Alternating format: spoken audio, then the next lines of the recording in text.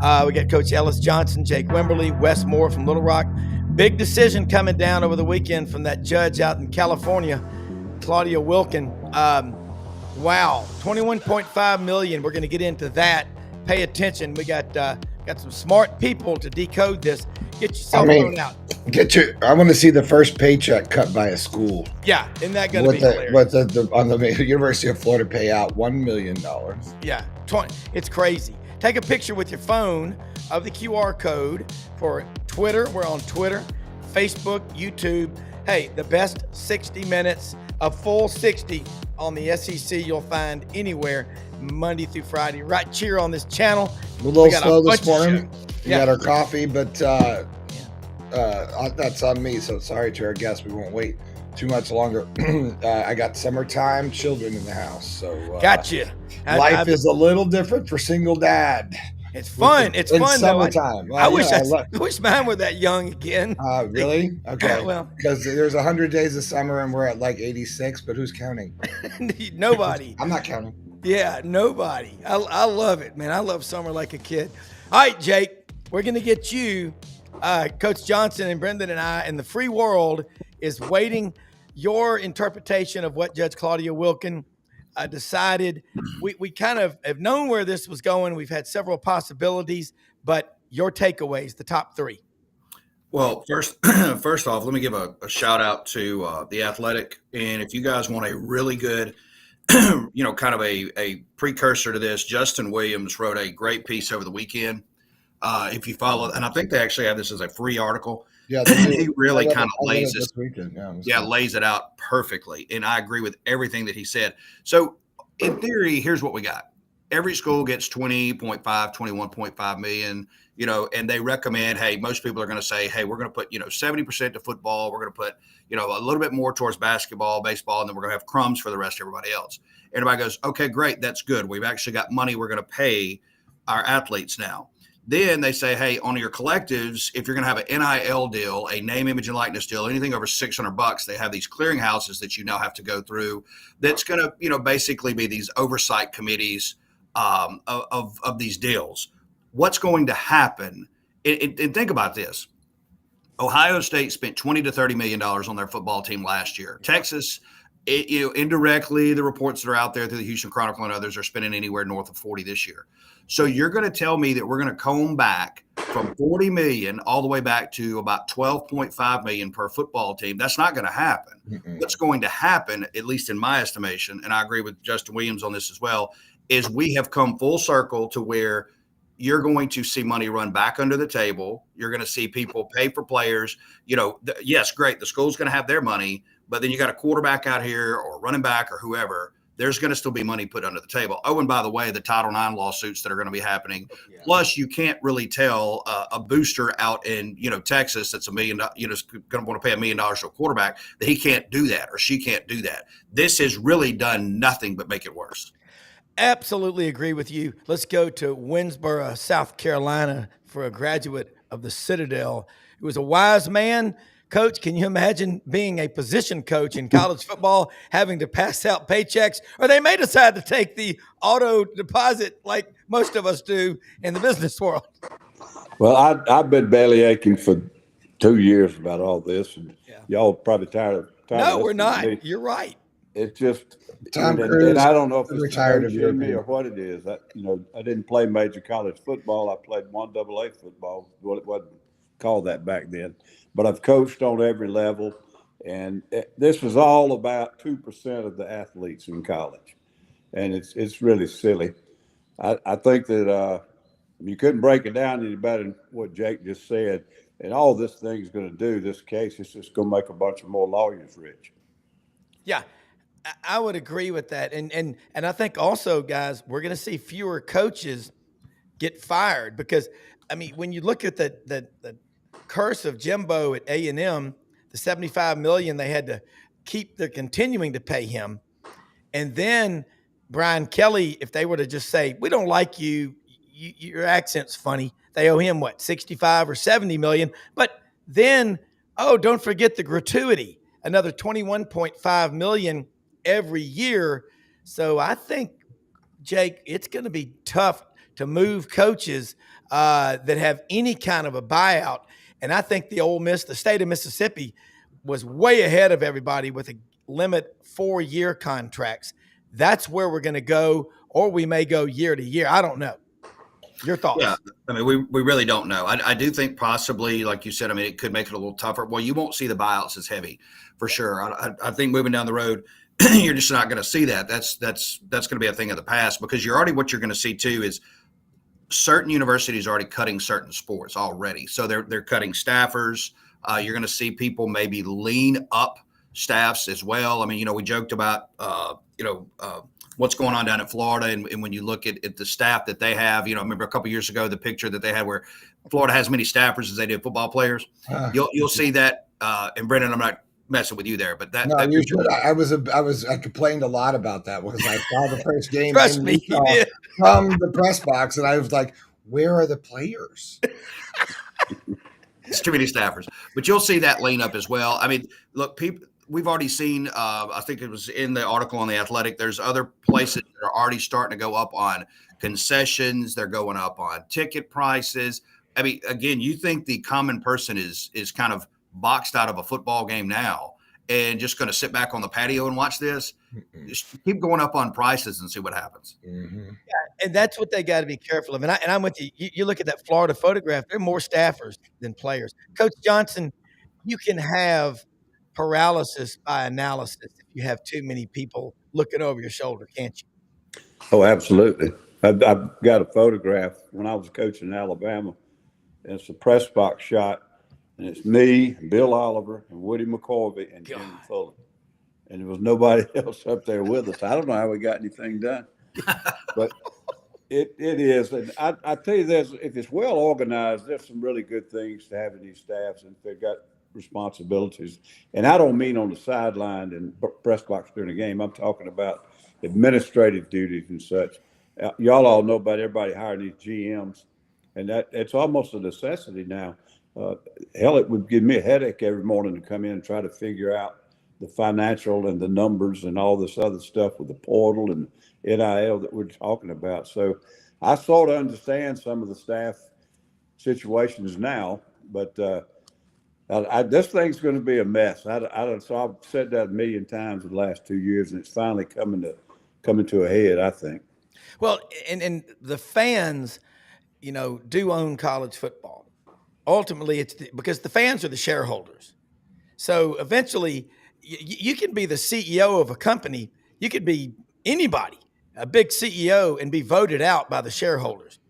You get somebody to come in there like a Carl Icahn in the business world comes in, they call it a poison pill, but you get in there to the shareholder. The fans are going to start forming groups. I'm going to predict this. You're going to start seeing because the love of college football comes from our love of the laundry, the brick and the mortar. And as coaches, and I'm not against guys getting paid. I'm not. I'm a pure capitalist, man.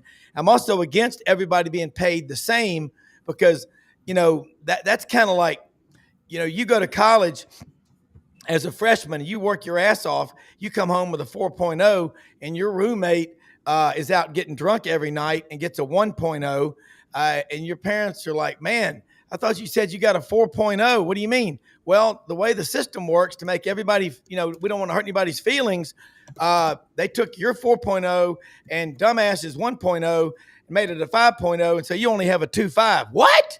That's what will get people's attention. And that's where we're going to go.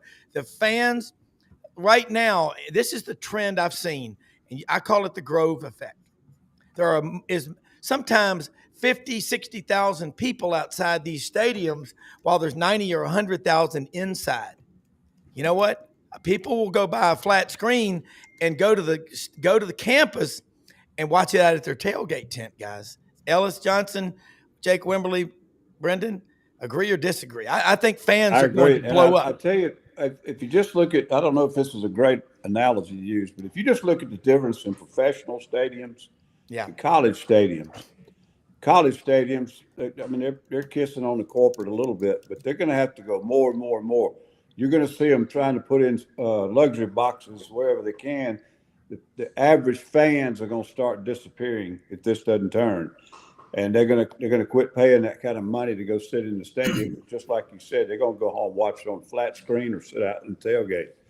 The pros, they'll build a stadium. You say, well, why did the Chargers only hold 60,000 and Knoxville holds over 100,000? It's the difference in college and pro fans. College fans follow their school and their conference, and now NCAA schools are catering to the TV, and that's where they're getting all their money, and so that's why they have to do whatever TV tells them to do. Yeah. And the pros do too, but they cater to these luxury box types.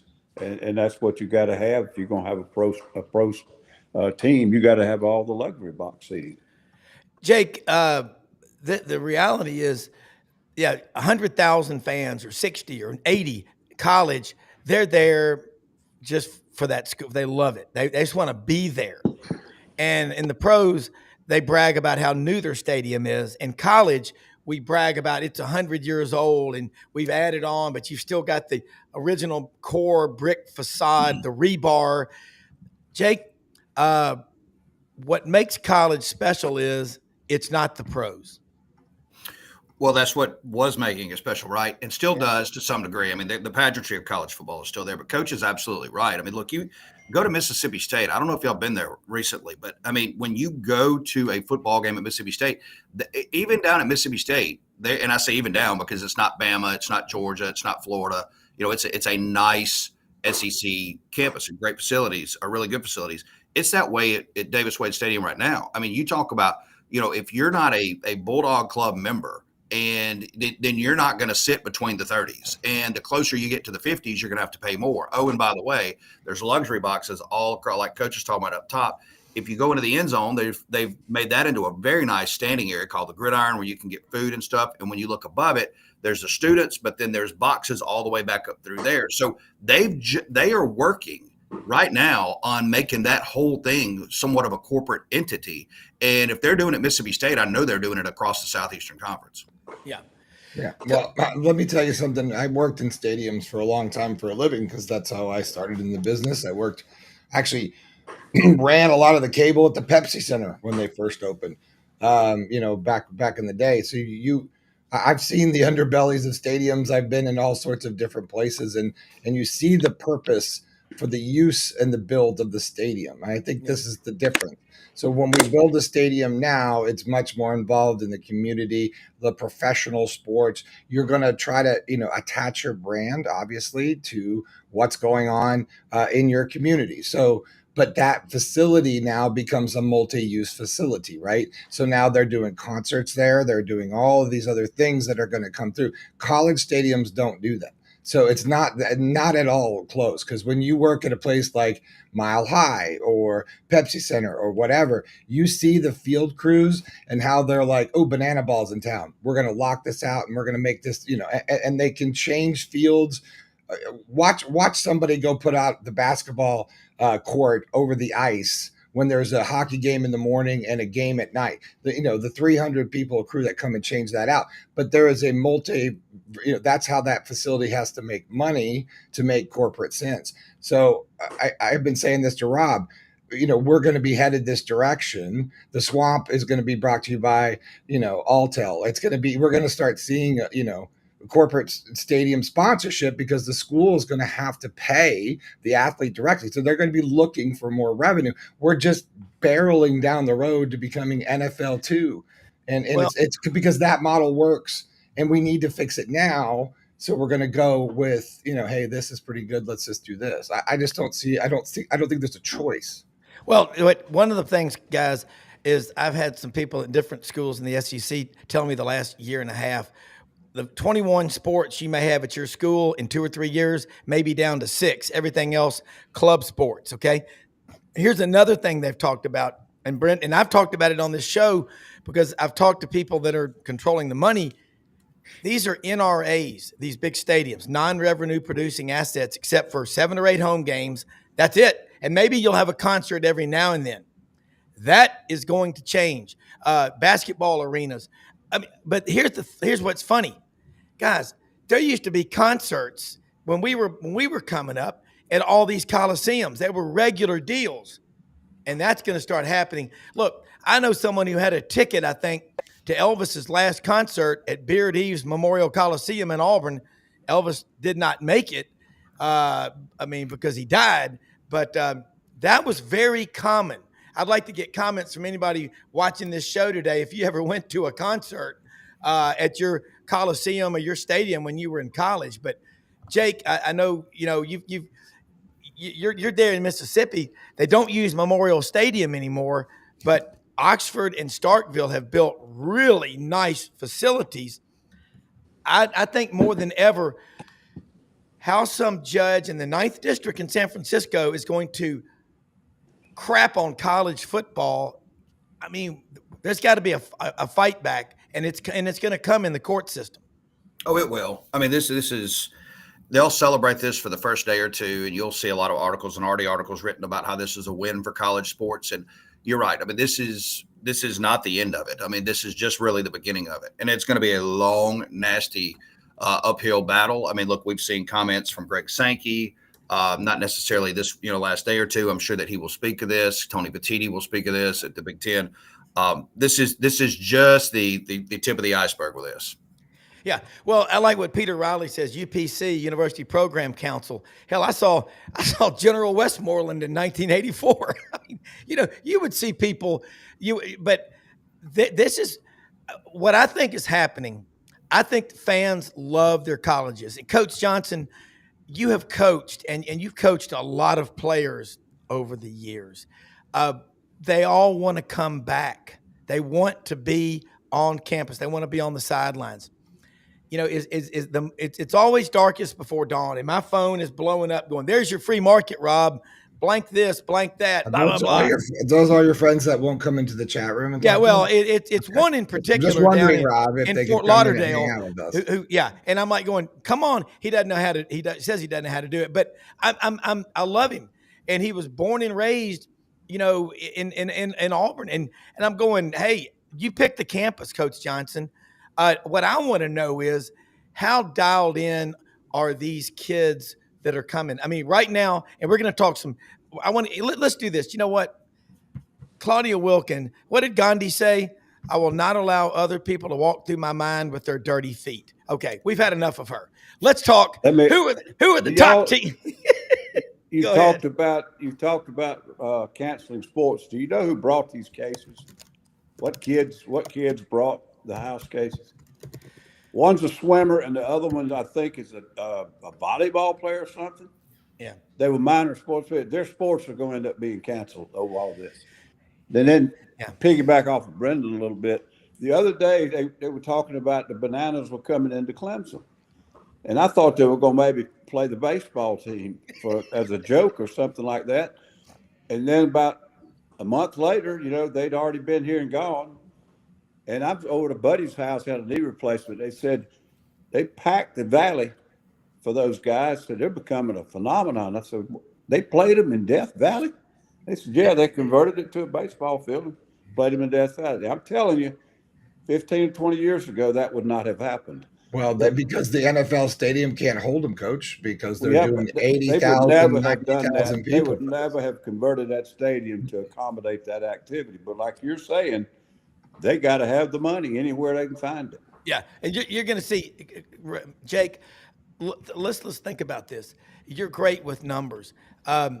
Season tickets, everywhere you go, there's a waiting list.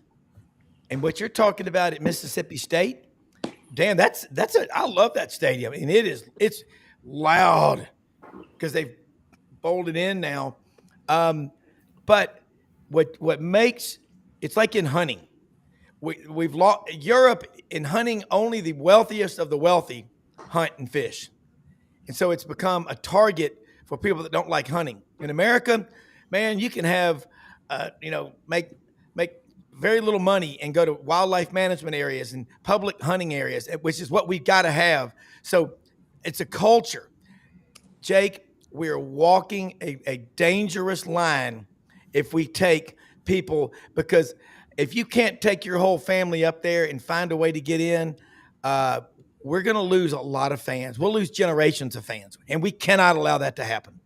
No, you're right. You're right. Absolutely right. And, they are doing things like, ticket packages for, 2 or 3 game ticket packages, but normally that's going to be your lesser of games, your non-conference games, maybe a lesser SEC game, but they've got to continue to figure out how to, make money and then also make sure that you keep it, where everybody can be, I hate the term inclusive, but to make it where it's all inclusive for people to get to a stadium. If you, like I said, at least once a year to take a family of 4. Oh, and by the way, it's not some cheesy FCS opponent. No, disrespect to them, but I mean, who wants to go take a family of 4 to a ball game and the ball game's over in a quarter? And you want to go see at least a quality ball game. Yeah. Well, here's one thing. You look at a lot of these luxury seating, look at the baseball games, and right there behind home plate, it's a bunch of people sitting in lazy boy chairs, and they're not really paying attention to the game. They just want to be there to be seen. And then you've got, Joe Sixpack out there in the outfield down in a 30 rack of Ham's beer, but he's hooping and hollering and going crazy. That you better not take those people out of the games. Coach Johnson, architecturally, once you get above about 60,000 in the bowl, up above there, the real sound comes from that lower 60. Yeah. I don't want to see us shrink stadiums because you know what those season tickets are? They're shareholders. Well, yeah, and I think we're talking about a long issue here because building a stadium doesn't happen overnight. Hey, go to Arrowhead sometime. You want to hear something weird and loud. Jake Wimberly, thank you very much for joining us. Rob's not paying attention to his chat because he's talking to his friend on text. I know you got to get out of here. Thanks, Jake. Come see us next week. Tell people where to find you on Twitter. Jake, and all yeah, that. I wasn't paying it. Yeah. No, ahead. You're good. You're good. No, hey, on X at Jake Wynn, we'll be on today 3 to 6 here in Jackson. ESPN Radio 105.9 The Zone. You can stream it on WRKS. That's thezone1059.com. Coach, good to see you as always, guys. I appreciate y'all. Jake, that was great stuff. Thank you. I'll say this: just the people that the free market is just the will of the people is what I'm talking about. I think the fans are just going to say they will absolutely rise up, and they'll be. You know what? Right now, the players have all the control because of unrestricted free agency, and that's crazy. Let's go to Wess Moore in Little Rock, anchor for Fox Channel 16. We don't see Wes's camera right now, and okay. I just put it in the chat at Rod if you'd ask him to turn his camera signal on. We don't have him right now. Okay, all right, we'll work on that. But I do think, Coach Johnson, you the big thing that you're so good because you've coached 43 years is the development. When you're bouncing around in the portal, I'll tell you what's going to start happening, and you're already seeing it. The quality of play in the NFL, what's going to happen is this is what will fix the problem. The NFL will say college players aren't as good as they used to be. That's when they'll start changing that portal, or they won't have to because the kids will say, yeah, you can't be bouncing around every semester. That's ultimately what's going to fix it, Coach Johnson. The pros, they will notice a little difference in players. I remember when they put in the 40-hour rule or the 20-hour rule. I can't remember what they called it, but they started restricting us as to how many hours a week we could keep the players. They had to have a mandatory day off. There was some things that were really good in it. Yeah. But some pro coaches told us that you could see a change in the guys that were coming out of college after that rule. Yeah. Said some of them don't know how to grind anymore. And so it really was a change. And I think you're right about this era. We're producing a bunch of kids who know how to cut and run, and not a whole lot of them who know how to grind it and sit there and try to earn it. And I think you'll probably see the pros recognize it. But I'll say this, and I hate to do it because I've got a lot of good friends in the NFL. The NFL is partly to blame for this mess. They are. They don't have any kind of system to bring players along who want to play and get paid right out of high school. And so there's nowhere to do that in football. And that's why colleges have become a bunch of farm league systems. Yeah. All right. Let's bring in Wess Moore, sports director, Fox Channel 16 in Little Rock. Also does a great daily show Monday through Friday, 103.7 The Buzz in the capital city of Little Rock, voice of the UCA Bears. When he's not doing that, he's a great husband and dad. Wes, how are you, man? How about those Omahaws? It's pretty cool. Can you guys hear me okay? I'm driving right now. Yeah, we got you. Yeah. I'm glad you don't have that camera on driving. Yeah. No, that was awesome, man. It was much needed after losing back-to-back years, regionals at home. As a team that was favored and had high expectations to breeze through regionals, to breeze through the super regional. It was almost a sigh of relief. And you actually saw that last night from Dave Van Horn. And guys, I've been covering him since he got to Arkansas. He and I got here at the same time, 2003. So 22 years, and he broke up in the press conference last night. That's the first time I've seen that kind of emotion from him. Mm-hmm. I mean, you can go back to the College World Series, or the drop fly ball, or the fly ball that wasn't caught, foul ball that could have won the championship. He was stoic. The next day, stoic. But for him to have to pause, catch his breath, chin quivering, voice breaking up, I mean, that's how much it meant, because not only does he love this team, but, you know, the failures of the last 2 years, it meant a lot to him to get back to Omaha. Yeah, and Coach Johnson, we're talking about, you know, Dave Van Horn, Arkansas, 20-plus years there. I don't think the average – I know they don't. The average fan doesn't realize what it takes as a coach to that grind that you just mentioned. And watching this baseball, man, it's exciting. Guys, I think it's growing at such a rate that I'm not saying it's as big as March Madness, but it's making us love baseball a whole lot more, Coach Johnson. Yeah, I've always been a really big college baseball fan, and I think it must be. I never was very good at baseball, and I quit playing at about 12 to 14 years old, and was decent in basketball and played through high school and played freshman basketball. I cannot stand to watch basketball. It has no entertainment value for me. But baseball, I can sit there and watch it, you know, a good game, especially the college level. Yeah. I was watching Boston and New York last night, and it looked like a home run derby, and there's nothing entertaining about it. Watching those damn pitchers was pretty entertaining, but yeah. But I just think college baseball has always been underrated, underserved, and treated like a stepchild with numbers of scholarships and budgets and all that. And I think it's sort of coming of age now. I think they're getting more scholarships, and the facilities are better and better. And I just think the quality of entertainment is fantastic. Yeah, and Wes, you were up there at Baum Stadium, and well, when you drive into Fayetteville, it just boom! Look at that.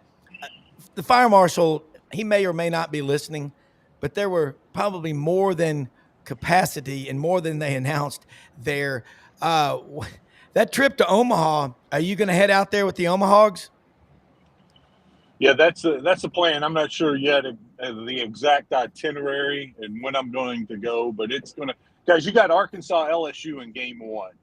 And LSU fans travel. It's incredible. I mean, I can say that and not offend any Razorback fans. LSU travels to Omaha better than anybody. Yeah. Second on that list is Arkansas. And I think because of the absence, I think because of it's been a 2-year drought. That's how good this program is. They didn't go the last 2 years, so fans are hungry. They're playing LSU. I think it's going to be an awesome crowd. It's going to be sold out for the first game on a Saturday night in Omaha. I don't know what it holds, like 22, 25,000. Yeah. And it'll be, 51% LSU, 49% Arkansas. Guys, it's going to be an unbelievable atmosphere for that first game in the College World Series. Yeah, no, look, I like your confidence because they do have to play West Virginia today, potentially twice. But no, they're done. LSU won. Okay, they're done. Okay, yeah, they're done.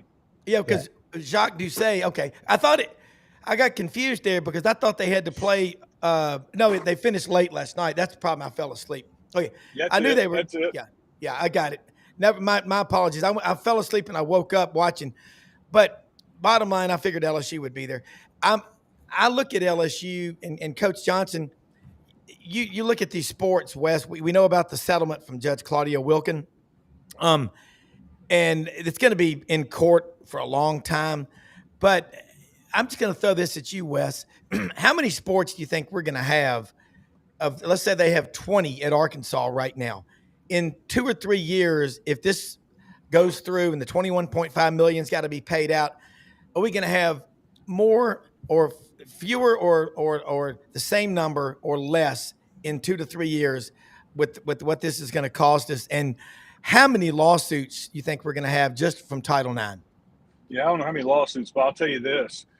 Friday afternoon, we got a press conference. The University of Central Arkansas cut the women's tennis program.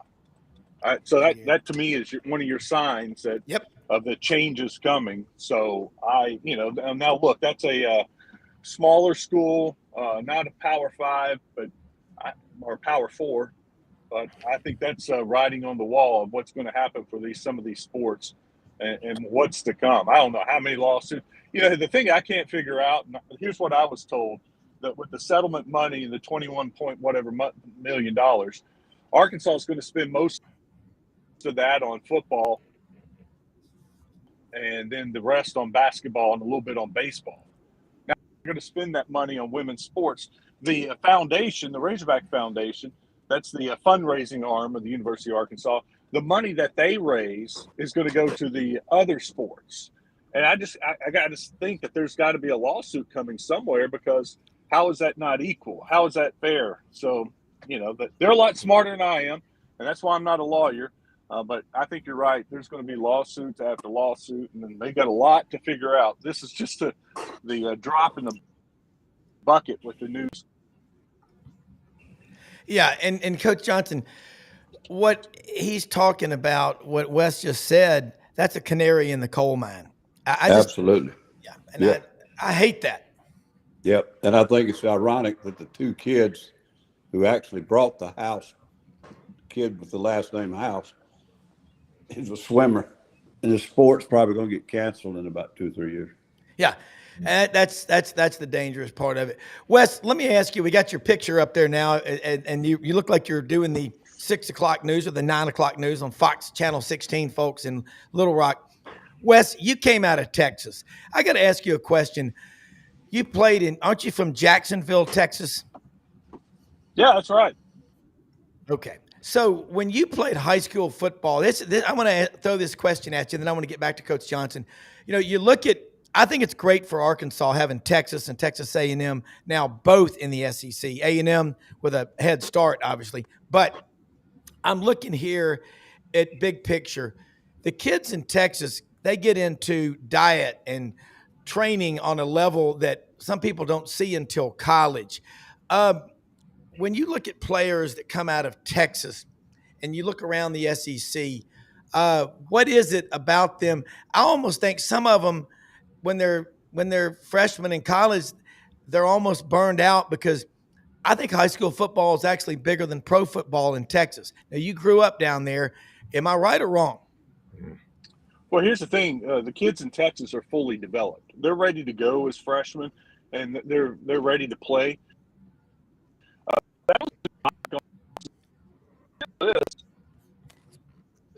Still is. When you're looking is the go. So many they have.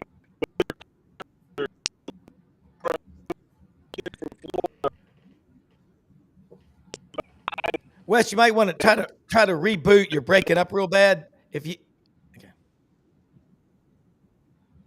I went through a bad spot. Okay, there you go. You're good now. You're good. I'm better now. Good. Yeah. And so the kids from Florida or Georgia, they have a higher ceiling that they haven't gotten close to. And so you can develop those kids, and maybe they have a higher ceiling, whereas the kids in Texas, they're already there. And so you think you're going to develop these kids and they're going to be even better and greater from Texas, but they're so much closer to their potential that doesn't happen. So that's one of the knocks I would say on Texas. Yeah. Coach Johnson, you've recruited Texas. You've recruited Florida and Georgia and Alabama and Mississippi. You've recruited all over the country, let's be honest. Kind of piggyback off of what Wess Moore just said, because I agree with his point about the Texas kids. Yeah, it varies from town to town, but overall, if you go into Texas high schools, the money they've poured into it facility-wise and equipment and all that kind of thing, and it really is almost kind of like a religion, high school football down there. Now, if you get into population and all that, there are all kind of factors that make a state more, better recruiting area and so forth. But there's no question about it. And I can remember, I think we talked about this on this show the other day, when Arkansas left the Southwest Conference, they had a period of recruiting that they were kind of lost because they didn't have any common opponents down in Texas. They couldn't go down there and recruit those kids and say, hey, we're going to play down here 3 times next year. Your parents will drive 30 miles and watch you play. They couldn't say that for several years. Now you got Texas and A&M in there. So, and I think it was, I can't remember if it was Coach Hatfield or if it was Coach Holtz, but one of them told me one time, he said, when we recruited a kid from Texas, he played right away. He helped us right away. When we had to recruit one from Arkansas, sometime it took 2 or 3 years. And it was just a difference in the programs they came out of and the level of commitment to so forth. And I think some of it's gotten out of hand. Yeah. They got $23 million stadiums, and half the school can't read 3rd grade level. So, it's not all good, but there's no question about the difference.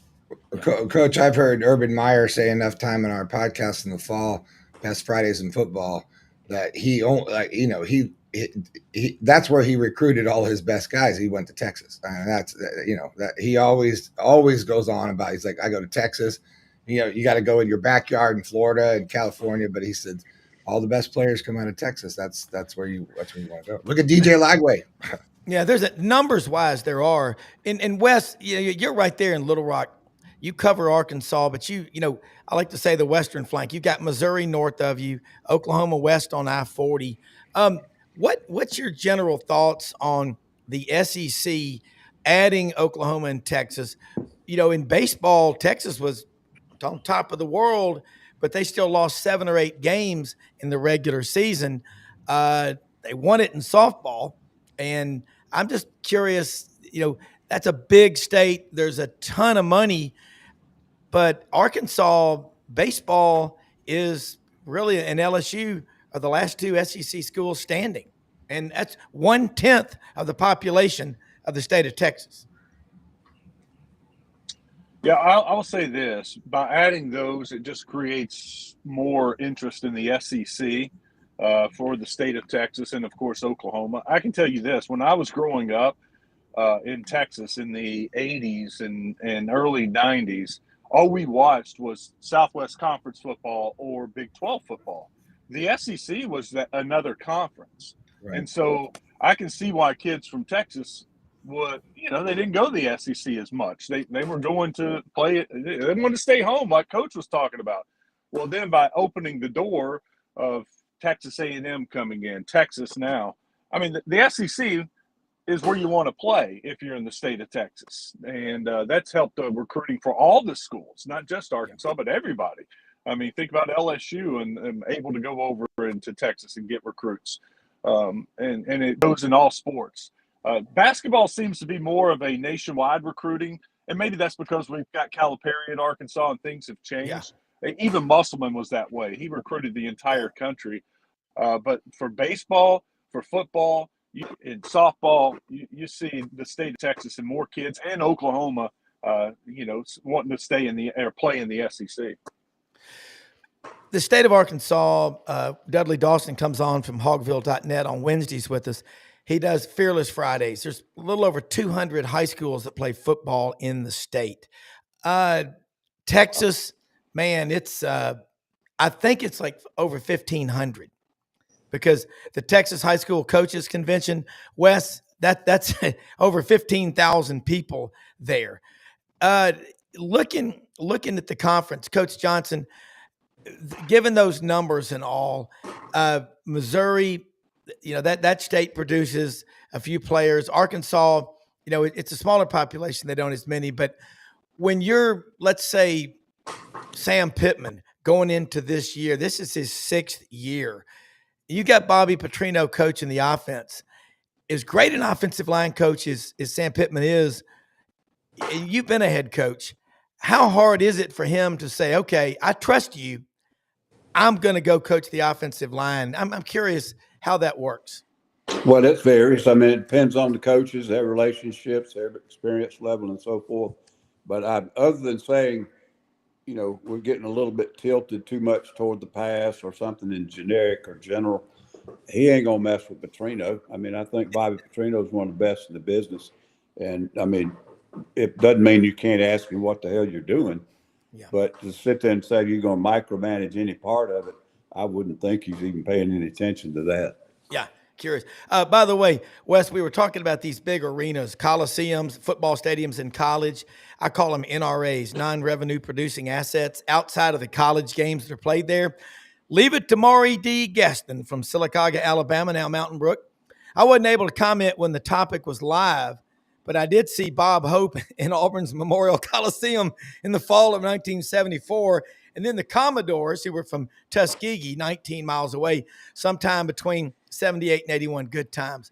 Wes, all that being said, financially, Arkansas, the Razor's Edge, I think that's the collective up there. What do you think will happen at Arkansas to all the sports they have with this? Checks being cut directly from the university, and we talked about it before you joined us. Is that going to be more under the table money and shenanigans? I'd be shocked. I'm being facetious. Yeah, I think you'd have to be naive to think that Alabama, Texas A&M, Texas, Georgia, LSU, all of a sudden these boosters that have been spending all this money, donating all this money to help recruit kids are going to just stop doing that and just let the university pay these kids out of their, that $20 million fund. They're going to find a way. They're going to create something, another collective or whatever. They'll find a way around the rules or not maybe around the rules to bend the rules to where it's legal. They're going to continue doing it. I mean, people who think that this is about to be an even playing field are just naive.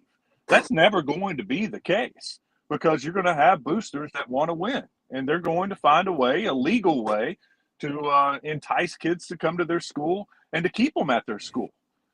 So nothing's really going to change except for now the schools have to use some of their profit to pay these kids.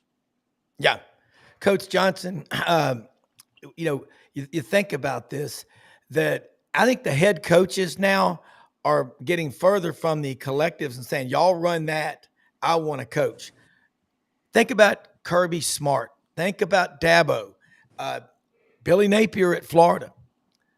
It's about campus culture and coaching, and then the collective has got to be, run separately, even though if they don't do it right, you're going to not have enough players. I think that's why you've seen this trend of bringing in these GMs, and they already had some of that going on. They weren't calling them GMs, but they've just had to.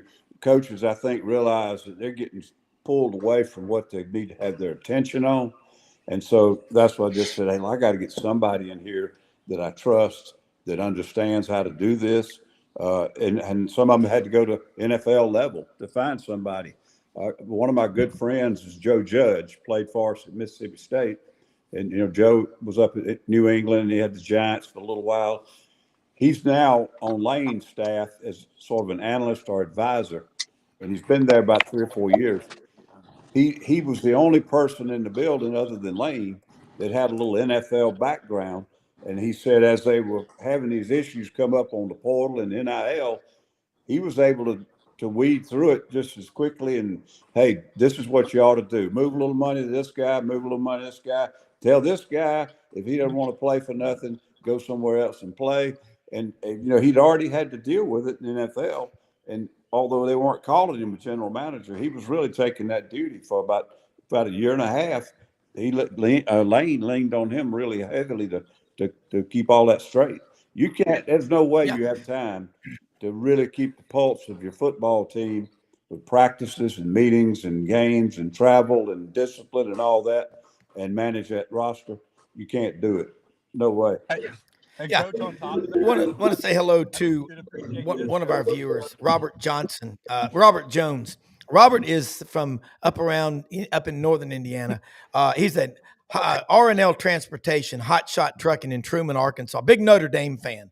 And his question, Wes, to you is, knowing Arkansas and Notre Dame are going to play each other this year, And I know we've been talking a lot of stuff that it's all related to football, but how big a deal is that going to be?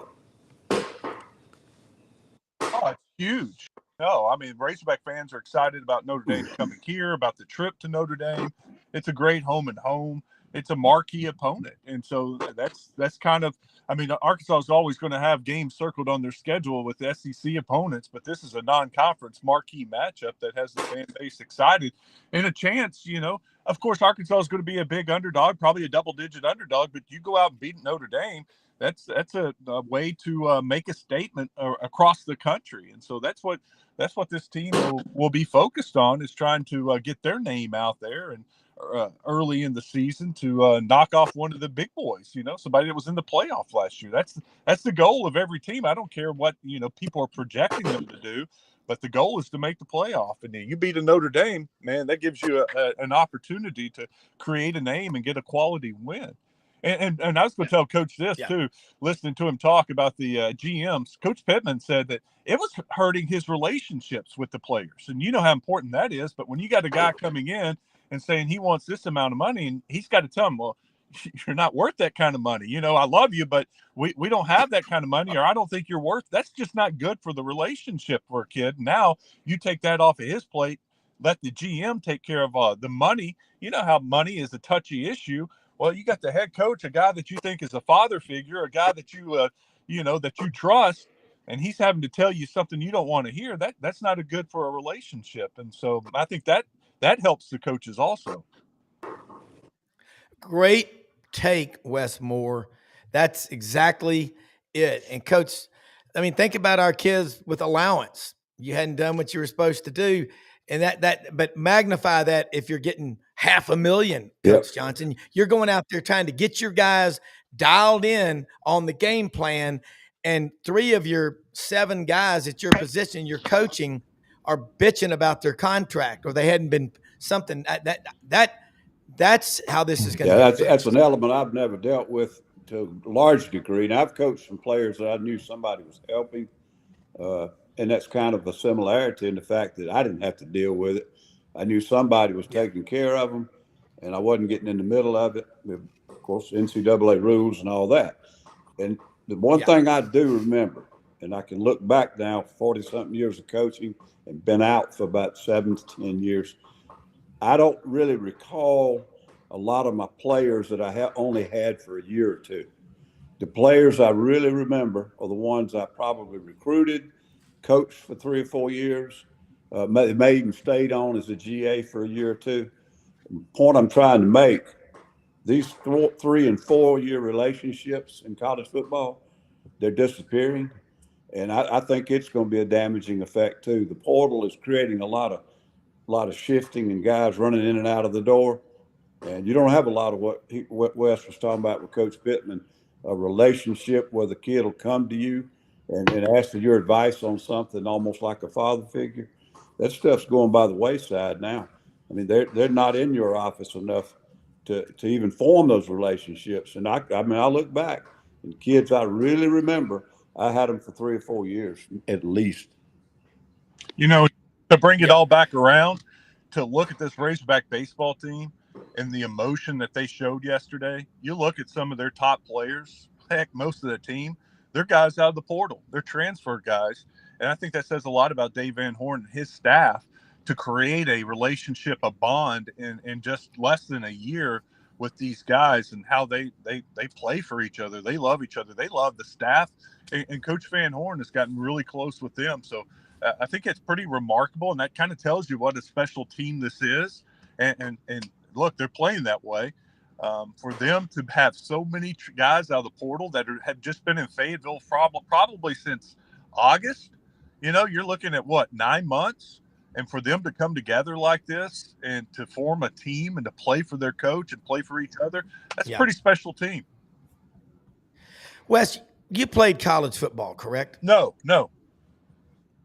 Okay, but you played, high school. But either way, you still remember your coaches that you had from high school. If any of them, and you're a young guy, y'all are both right. That's what makes this so special. And I have been told this by some different SEC people that these head coaches at some SEC schools have walked away and said, I can't do it. And y'all nailed it. It's messing up the relationship with you and the players. You're sitting there going, okay, we got to, I'm trying to make you a better football player. So this is great stuff. Wes, I know you've got a big day ahead of you. What are you talking about on your show today? And let people know how to follow you. Always love having you on. And I'll say this, Butch Thompson said every time he can sit next to Dave Van Horn, he does. He goes, I just want to learn how to win like he does. And I think Dave Van Horn is one of the most loved coaches around. Hog fans ought to appreciate him more because every year you're on the short list of teams that have a chance to win the whole thing. Yeah, we're going to be talking about Omaha probably for 3 hours straight today. I thought so. All baseball, all the time, pretty much all day today. You can listen to us on 1037thebuzz.com. You can download the Buzz app. You can watch us. We'll be streaming on Twitter, YouTube, Facebook, all kinds of ways to watch us on the Buzz or listen to us on the Buzz today. All right, Wes, be careful. Watch him on Fox Channel 16 in Little Rock, people. He is the man with a plan. Thanks. Coach Johnson, you really hit on it because you're a coach. But I just know, like, with people that you've been through the toughest of times with. I mean, like I trust Brendan. He's my producer, and sometimes he'll snap at me or whatever like that. And people, and I go, I love the guy. I mean, but because people care, and the people that I love and respect the most in my life have sometimes whipped my, tail and made me almost, feel like I was lower than a snake in a wagon wheel rut, but because they care. Yeah, but that's relationships take time and friendships and respect and all that. It really builds stronger over time, is my point. And I think Coach Van Horn has done a great job. Florida State did a great job 2 years ago with a bunch of add-ons too, and all of a sudden it blew up the next year. I think you got to walk a fine line there, and I think more times than not, if you got about 2/3 of your team out of the portal, you're going to have problems.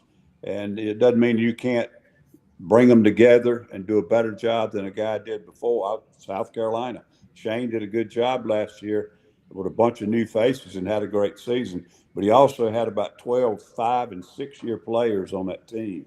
And so it was a good mixture. But the portal has proven to create a lot of, I don't know, not dissension, but detachment. You really don't have a feel for your football team if you hadn't had half of them but 18 months. Well, I just feel like we're going back to the old system slowly but surely, because now when there's an irregularity between said wide out and said split end and tight end, and they're hemming and hawing over this money and who's got the nicest Hellcat and all those kinds of things. I think we're going to see, call up the old bag money peeps and see if they're still around. Let's get on down. It was a lot less expensive. It was a lot more sustainable.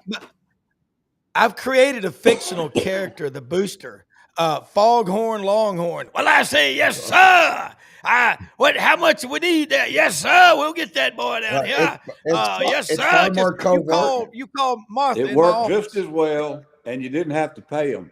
They weren't. You didn't have to get them health insurance or anything else. Because they loose lips. We need Joe and we need Sam. Don't worry about Bill.